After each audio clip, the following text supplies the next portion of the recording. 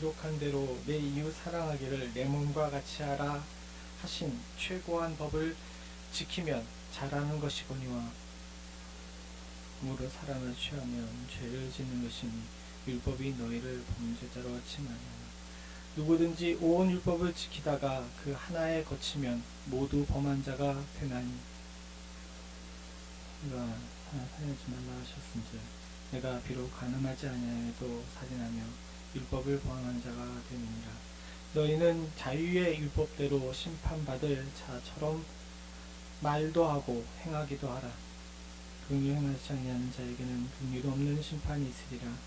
긍휼은 심판을 이기고 자랑하느니라. 아멘. 아까 전에도 기도하는 가운데 한국교회를 위해서 기도했는데요. 이단들 교회에서 이렇게 퍼졌다라고 이렇게만 알고 계신데, 문제는 이 이단들 교회에 참석했던 자들 중에서 교회에 침투한 사람들이 교회에 가서 예배를 드리는 바람에 한국 교회가 지금 다음 주일 예배를 어떻게 해야 되는지 고민을 많이 한답니다. 지난 주일날에도 한국의 친구들 소식을 들어보니까 예배를 안 드린 교회들이 꽤 있더라고요.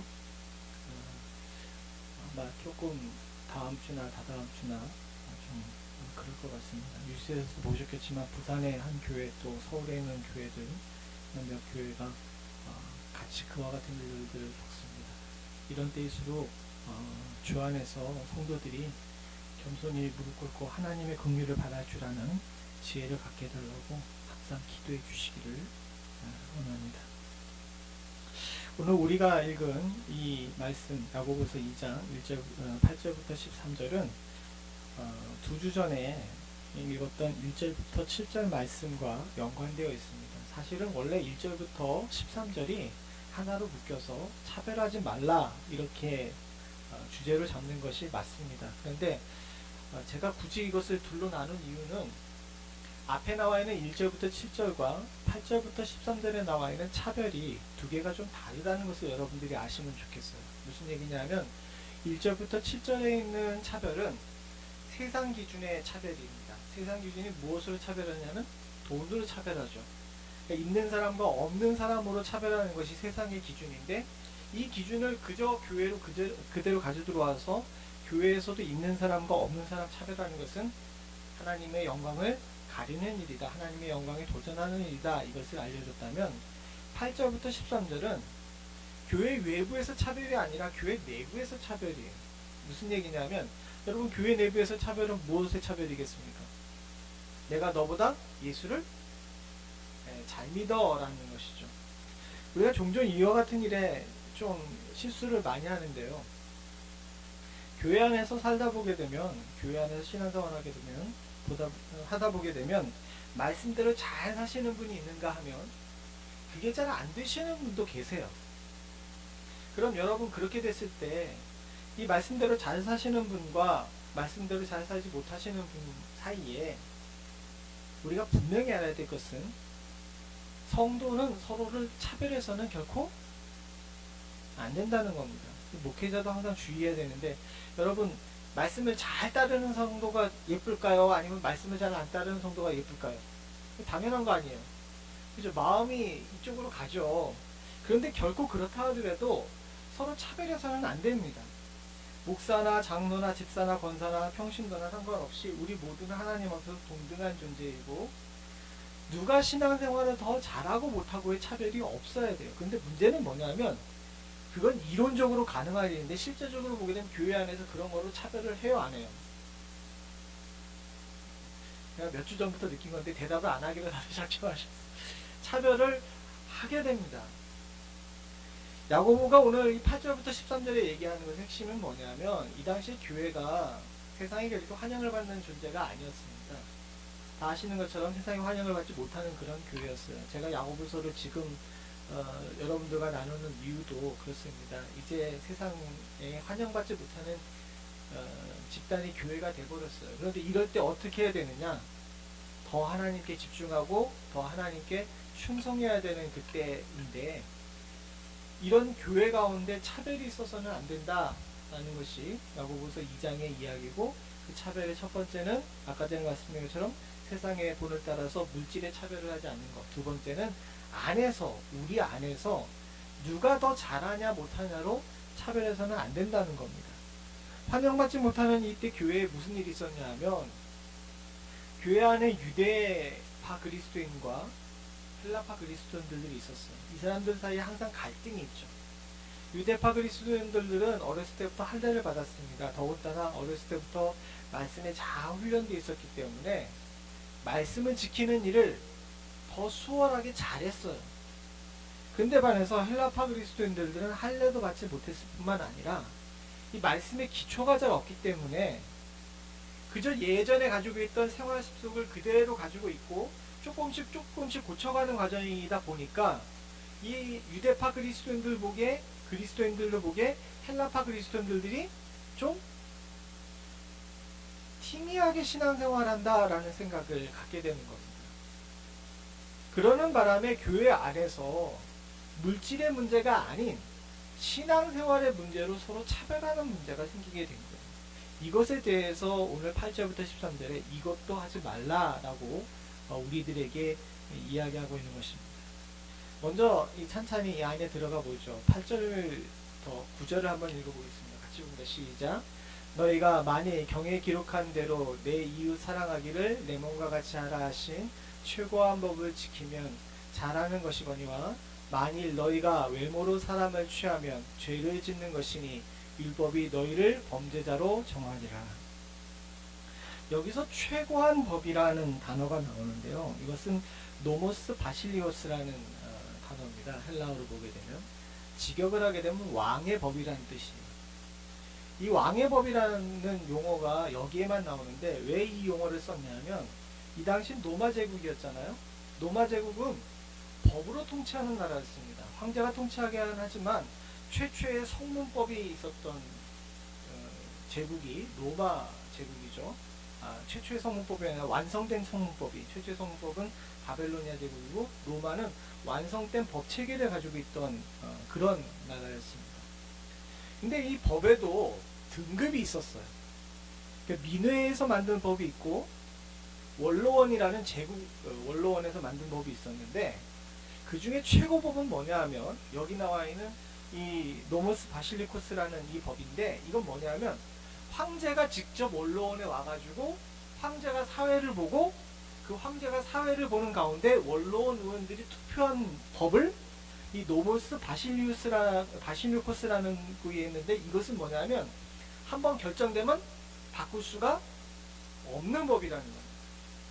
원로원들이 모여가지고 법을 만드는 것보다도 더 상위의 법으로 왕이 직접 그곳에서 사회를 보고 발의해서 나온 법을 바로 이렇게 얘기하는데 즉 변개할 수 없고 제국이 가장 중요하며 또 그 어떤 법보다 권위 있는 법을 이 최고한 법이라고 이야기를 하는 거예요. 오늘 본문에도 이야기하지만 이 최고한 법이라고 이야기하면서 이것을 하나님이 지으신 법이라고 분명히 이야기를 하고 있습니다. 즉 여기 나와 있는 내 이웃 사랑하기를 내 몸과 같이 하라. 이것은 여러분들도 아시는 것처럼 레위기 19장 18절에 나와 있는 이 말씀의 법이죠. 같이 한번 봅니다. 시작. 원수를 갚지 말며 동포를 원망하지 말며 이웃 사랑하기를 내 몸과 같이 하라. 나는 여호와니라. 레위기에 보게 되면 나는 여호와니라 라고 이렇게 나오는 부분이 많은데 요게 딱 붙어있는 것은 굉장히 중요하다라는 겁니다. 레위기 자체가 그 5경 중에 법을 얘기하는 부분인데 특별히 레위기의 딱 중간에 19장에 그 중에서도 딱 중간에 이 원수를 갚지 말며 동포를 원망하지 말며 이웃 사랑하기를 내 몸과 같이 하라라는 것이 있어요. 즉 율법의 강령이 두 가지인데 여러분들 아시는 것처럼 예수님께서 두 가지 정리해 주셨죠. 첫 번째는 뭡니까? 하나님을 사랑하고 두 번째는 내 이웃 사랑하기를 내 몸과 같이 하라 이거입니다. 레위기에는 율법이 굉장히 많이 있지만 그 율법의 핵심은 딱 두 가지예요. 그 중에서 인간을 향한 법의 핵심은 뭐냐? 이웃 사랑하기를 내 몸과 같이 하라라는 것입니다. 이것은 변할 수 없는 율법의 최고 강령이자 오늘 이 야고보서가 얘기한 것처럼 최고한 법, 즉 왕법이라는 거예요. 요거까지는 이해가 가시죠? 근데 그 다음이 또 중요합니다. 9절의 맨 마지막에 보면 율법이 너희를 뭐라고 얘기합니까? 예, 범죄자로 정하리라 라고 나와 있는데요.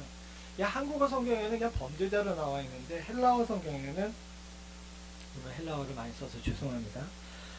하르미티안 에르가르 스테라고 얘기합니다. 에르가르 스테라는 그 단어를 쓰는데, 원래 그냥 범죄자는 하르미티안 포이에텐이라는 단어를 써요. 근데 이 에르가르제텐이라는 단어가 쓰인 것은 그냥 범죄자가 아니라 중범죄자입니다. 중범죄자. 즉 뭐라고 얘기해야 되냐면 무기징역이나 사형처럼 아주 큰 형량을 받을 만한 죄를 지은 죄, 그럴 경우에만 쓴다는 거죠. 즉 정확하게 번역한다면 율법이 너희를 범죄자로 정하는 것이 아니라 중범죄자로 이렇게 정한다라고 말하죠. 왜? 앞에 나와 있는 최고의 법이 왕법이죠. 법 중에서 가장 큰 법을 어떻게 한 겁니까? 어겼으니까 벌도 그만큼 어떻게 되는 거예요? 예, 크게 받는 거예요. 우리는 이웃사랑하기를 내 몸같이 하라라는 것을 하도 많이 듣는 데다가 사실 지키기도 굉장히 어렵기 때문에 이것을 굉장히 쉽게 여기는 경향이 있는데, 사실 성경에서는 저게 굉장히 큰 죄라고 규정 지은 데다가 이 문제를 중범죄라고 이야기를 합니다. 왜 이 말씀을 하셨냐면, 교회 안에 차별이 있는 것은 내 이웃을 내 몸으로 같이 사랑하라고 말씀하신 하나님의 이 왕법을 지키지 않겠다고 마음을 먹은 거예요. 이것은 지켜도 되는 법이고 안 지켜도 되는 법이 아니라 반드시 지켜야 되는 법인데, 우리는 우리의 감정에 따라서 나도 모르는 사이에 다른 사람을 미워하거나 다른 사람을 차별하거나 나보다 못하다고 그를 정죄하는 일을 하는데, 이것은 그냥 범죄가 아니라 중범죄다, 이것을 이야기하고 있는 것이죠. 어려운 이야기처럼 들릴지 모르고 또 뭐 맨날 듣던 이야기인데 이렇게 생각하실지 모르지만, 이 부분에 대해서 우리가 깊이 생각해 봐야 됩니다. 사실 우리의 가운데는 원수들도 참 많아요. 마음에 안 드는 사람도 많고 내 생각과는 전혀 다른 방향으로 가는 사람들도 많이 있습니다. 사랑하는 성도님들, 그러나 그들을 향하여서 그들이 생각하거나 그들이 하는 행동에 대해서 우리가 거리낌을 갖는다 하더라도 그 사람 자체에 대해서는 우리가 귀하게 여기고 소중하게 여겨야 됩니다. 왜냐? 죄를 짓지 않기 위해서. 그냥 죄가 아니라 중범죄, 즉 사형에 해당되는 죄를 짓지 않기 위해서입니다. 성경은 분노로 살라고 이야기하지 않습니다. 성경은 사랑으로 살라고 이야기해요. 주님께서도 그렇게 하셨습니다. 자신을 향해 핍박하고 채찍질하고 자신을 잡으러 오는 자들을 향하여서 제자들이 칼을 들었을 때 주께서는 칼을 들지 말라고 이야기하시죠. 칼을 들자는 칼로 망한다라고 말씀하십니다. 그럼 뭐를 들어야 됩니까? 주님께서 취하신 방법은 사랑으로 그들을 하나님 앞에 데리고 오는 것이 가장 효과적인 원수가 있는 방법이라고 우리들에게 말씀하셨습니다. 저와 여러분들도 마찬가지입니다.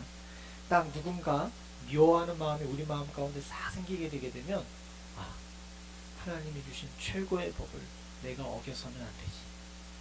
이렇게 되면 누가 큰일 나요? 내가 큰일 나지 않은 마음에 여러분들 마음 가운데 있는 분노를 절제할 줄 아는 지혜가 있기를 간절히 소원합니다. 여기에 더 나가서 요것을 우리들에게 강조하고 있습니다. 같이 한번 읽어보죠. 두 번째 제목입니다. 시작. 죄인일 수밖에 없다.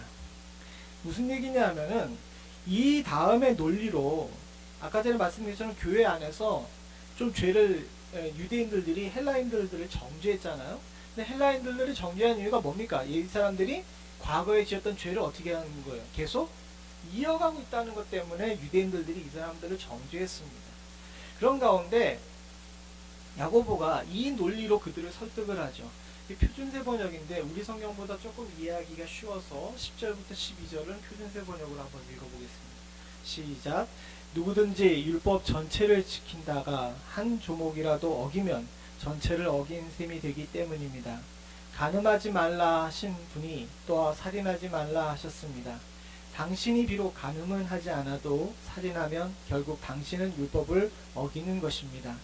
여러분은 자유를 주는 율법을 따라 앞으로 심판을 받을 각오도 말도 그렇게 하고 행동도 그렇게 하십시오. 이 논리로 유대인들을 향하여서 이웃사랑하는 법, 차별하지 않아야 되는 법에 대해서 강조하고 있죠. 표준세 번역을 읽어보니까 우리 성경을 읽는 것보다 그냥 읽으면서 여러분들이 이해가 되실 줄로 있습니다. 간단하게 정리하면 그렇습니다. 하나님의 율법 다 지킬 수 있느냐는 거예요. 주께서 많은 율법을 주셨는데 헬라인들이 자꾸 법을 어겨요.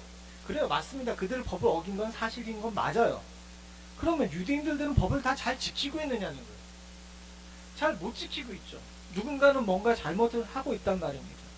인간이라는 게 그렇습니다. 율법으로 말미암아 완전한 의를 이룰 수가 없는 존재가 우리 인간이에요. 여러분들도 다 주님 앞에서, 율법 앞에서 죄인인 줄로 믿습니다. 마찬가지로 여러분 세상법도 여러분 잘 지키고 사십니까?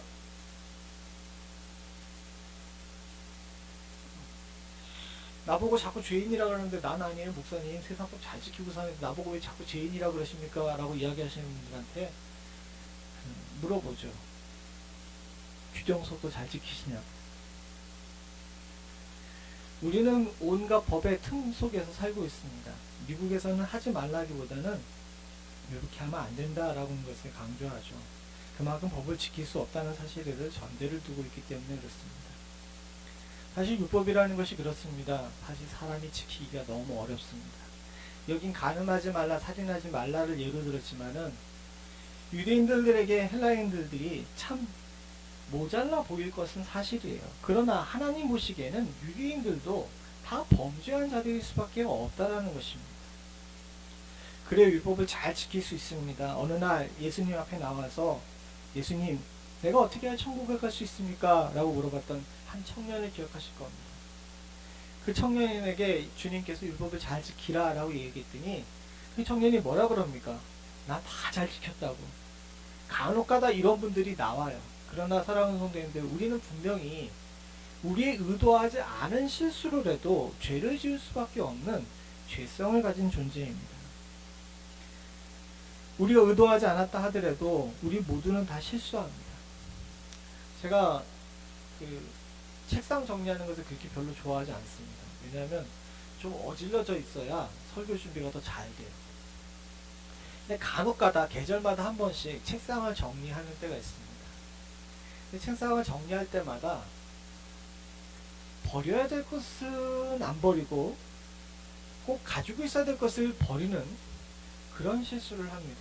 얼마 전에도 책상을 정리를 했는데 이거는 버려도 되겠지 하고 나서 이렇게 몇몇 쪽지들을 갖다가 쓰레기통에 버렸어요. 아무 생각 없이 며칠 지났는데 갑자기 그것이 필요한 일이 생겼습니다. 그럼 어떻게 됩니까? 또 그랬네. 매해 어떻게 된 것인지 계절마다 한 번씩이니까 적어도 1년에 4번 이상은 그와 같은 일들을 반복해요. 우리 인생 속에서도 이렇게 자잘하게 실수들을 많이 합니다. 그런데 그것이 실수들이 그냥 실수로 끝나는 것이 아니라 죄를 범하는 데까지 가는 경우가 너무 많아요. 이걸 우리가 안 한다라고 얘기할 수 없습니다. 인간은 모두 다 죄인인 거예요. 하나님 앞에서. 그런데 내가 좀 덜 죄졌다 그래서 저 죄 지은 사람들을 향하여서 손가락질하면서 너 왜 그렇게 살아? 라고 이야기하는 차별, 이건 주님께서 기뻐하시는 것이 아니다라고 강조하고 있는 것이죠. 그러면서 12절에 보게 되면 이와 같은 이야기를 합니다. 자유를 주는 율법에 관해서 이야기를 해요. 우리 성경에 보게 되면 자유의 율법이라고 나오는데요. 이 자유를 주는 율법은 과거의 구약의 율법이 아니라 예수 그리스도의 십자가의 도입니다. 십자가의 도는 무엇입니까? 우리가 죄를 짓는 수밖에 없는 존재라는 사실을 전제로 하고 누구든지 예수의 이름으로 주님의 십자가 앞에 나아가 무릎을 꿇기만 하면 어떻게 되는 거예요? 은혜로 구원을 얻는 것이 자유를 주는 율법이에요. 우리는 행위로 구원을 얻은 자가 아니라 은혜를 따라서 구원을 얻은 자유를 주는 율법을 따라 사는 존재입니다. 그런데 이런 자가 다른 사람 앞에 행위를 요구한다는 것이 과연 말이 되느냐라고 이야기를 하고 있는 것입니다. 맞지 않습니까? 나는 은혜로 구원을 얻었으면서 다른 사람에게는 뭐합니까? 행위를 요구해요. 이와 같은 일이 우리 가운데 많이 일어납니다. 나도 잘 못하면서 다른 사람을 정죄하는 일들이 많이 있죠. 주님께서는 산상수훈에 내 눈에는 들보는 보지 못하면서 다른 사람의 눈에는 티는 잘 보는 우리들의 연약하고 또 모자란 심성에 대해서 지적하고 계십니다. 교회 안의 차별은 사실 간단한 데서 나와요. 여러분 생각해 보십시오. 내가 마음에 안 드는 사람이 있어요. 사실 교회 안에 그것 때문에 시험에 들어가서 싸우거나 교회를 나가시는 분들도 계십니다. 왜 저 사람은 저렇게 사냐고, 난 저 사람과 같이 있지 못하겠다고. 또는 반대로 나는 저 사람처럼 살 수가 없기 때문에 교회를 떠나야 되겠습니다 라고 이야기하시는 분들도 있습니다. 그러나 사랑하는 성도님들, 그건 인간의 기준입니다. 하나님의 기준 앞에서 누가 더 예수를 잘 믿고 못 믿고를 판단할 수 있겠습니까? 여러분, 제가 예수 잘 믿을 것 같아요? 목사가 예수 잘 믿을 것 같아요? 그건 하나님만 아세요. 여러분들보다 더 잘 믿는다라고, 더 예수 앞에서 율법대로 말씀대로 잘 살고 있다고 그 누구도 자신할 수 없습니다. 근데 그 자신할 수 없는 나의 조그마한 의를 가지고 다른 사람을 판단하고 다른 사람을 평가하고 다른 사람을 나보다 더 모자란 사람으로 만드는 것은 주님께서 기뻐하신 일은 분명히 아니라는 겁니다. 은혜를 주는 율법을 따라서, 은혜로 구원을 얻는 율법을 따라서 그런 구원을 얻었는데, 우리가 말과 행동에 있어서 과거에 행위로 구원을 얻는 율법에 따르는 사람처럼 한다는 것은 있을 수가 없는 일이라는 거죠. 옆에 있는 분에게 한번 손을 꼭 붙잡고 이야기를 해보시기 원합니다. 한번 손을 꼭 붙잡고 한번 얘기를 해보세요. 얼굴을 보고 봐야 돼요. 이건 얼굴을 봐야 돼요. 나보다 더 예수를 잘 믿는 것 같습니다. 한번 얘기해 보시죠. 왜 이렇게 쑥스러워하세요? 성경은 이 자세로 살기를 원하고 있습니다. 교회 안에서.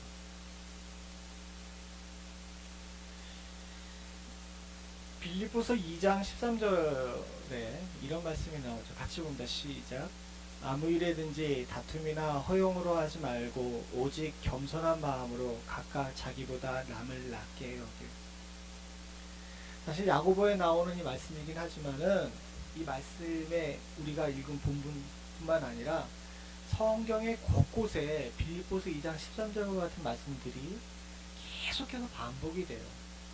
이것이 신앙생활에 있어서 우리의 행동을 규정하는 아주 기초적인 부분이기 때문에 그렇습니다.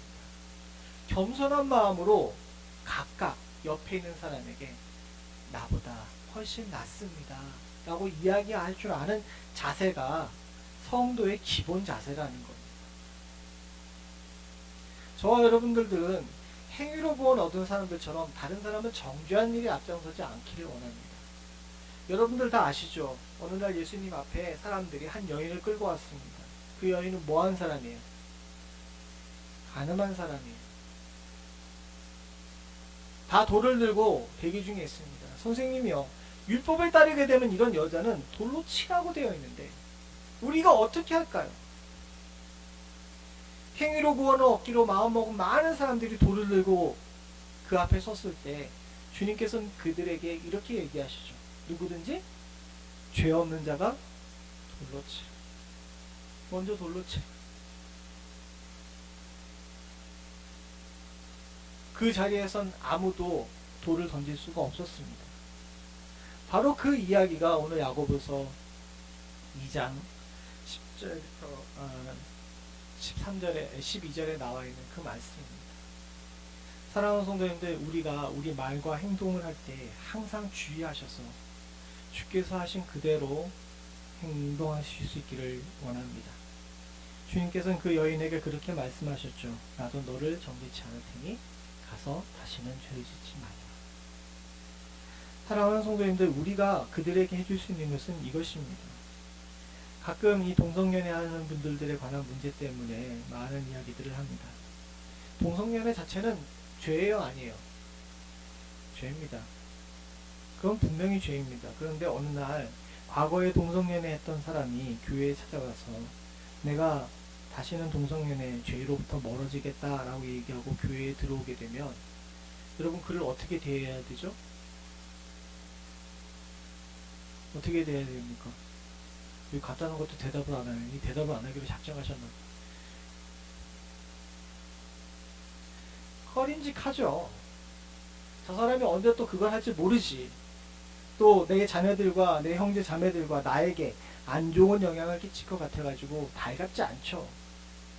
그러나 사랑하는 성도님들, 그 가늠한 여자를 주님께서는 받아들이셨어요. 다시는 죄를 짓지 않겠다고 마음 먹는 것을 전제로. 교회, 야고보 시대의 교회의 가장 큰 문제점이 이거였습니다. 가끔 교회를 핍박하던 사람들이 교회에 찾아왔어요. 예수 믿겠다. 그럼 교회는 그를 받아들여야 돼요? 안 받아들여야 돼요? 근데 이 사람은 몇 주 전에 나의 가장 사랑하던 사람을 경기장에 집어넣고 맹수의 밥으로 만들었던 사람이에요. 참 이 문제는 이론적으로는 우리가 쉽게 이해가 되지만 감정적으로는 쉬운 문제가 아닙니다. 그러나 저와 여러분들이 분명히 알고 원칙을 세워야 되는 것은 하나님의 방법은 우리의 감정이 아닌 신앙의 기초로 선 사람의 모습을 원하신다는 사실을 저와 여러분들이 꼭 기억하실 수 있기 원합니다. 모든 사람을 무분별하게 받아들이고 악한 것들을 우리 안에 집어넣으라는 얘기 아닙니다. 성경은 분명히 누룩을 제하라고 이야기했죠. 그러나 또한 동시에 그 죄와 사람 영혼을 구별할 줄 아는 능력도 키우라고 말씀하고 계십니다. 저와 여러분들이 분명한 것은 우리도 은혜로 구원을 얻은 자인데 다른 사람이 은혜로 구원 얻는 것을 막는 그런 걸림돌이 돼서는 결코 안 된다는 것이죠. 그래서 오늘 마지막에 이렇게 결론을 내립니다. 같이 봅니다. 시작. 긍휼은 심판을 이긴다. 이것은 제가 정한 것이 아니라 오늘 성경에 나와 있는 것입니다. 위에 것은 우리 성경, 밑에 것은 표준세 번역입니다. 두 개를 다 읽어보죠. 긍휼을 행하지 함께 있으면 시작. 긍휼을 행하지 아니하는 자에게는 긍휼 없는 심판이 있으리라. 긍휼은 심판을 이기고 자랑하느니라. 밑에 것도 있습니다. 시작. 심판은 자비를 베풀지 않는 사람에게는 무자비합니다. 그러나 자비는 심판을 이깁니다. 사랑하는 성도님들, 이것이 교회와 모든 성도들의 능력입니다. 그리고 우리가 반드시 기억해야 될 일인 줄 압니다. 우리는 우리 나름대로 자비 없는 심판을 행하는 경우가 많이 있습니다. 그러나 그렇게 하게 되면 반드시 거기에 대한 대가로 우리도 무자비한 심판대에 서게 된다는 사실을 알아야 합니다. 다른 사람 앞에 긍휼로 선 자들은 심판을 이길 수 있습니다.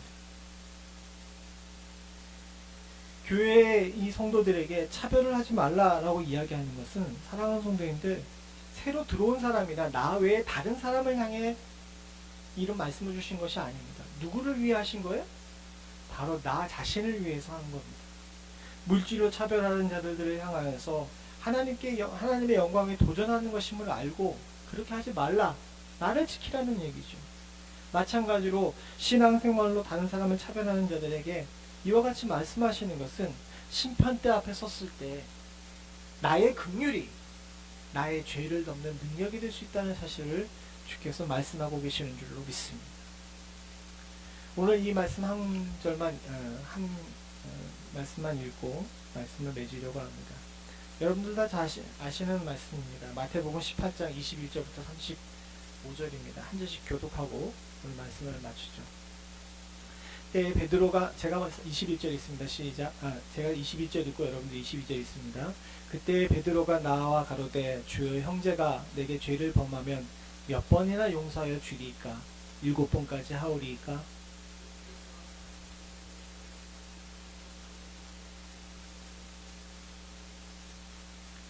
이러므로 천국은 그 종들과 회개하려 하던 어떤 임금과 같으니